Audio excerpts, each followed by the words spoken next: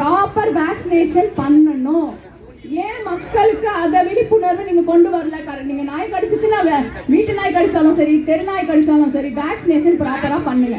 Proper vaccination பண்ணீங்கன்னா இவங்க நம்ம கூட எப்பவுமே இருப்பாங்க, இவங்களும் ஃப்ரீடமா இருப்பாங்க, நம்மளுக்கு எல்லா விதத்துலயும் அவங்க உண்மையா இருப்பாங்க.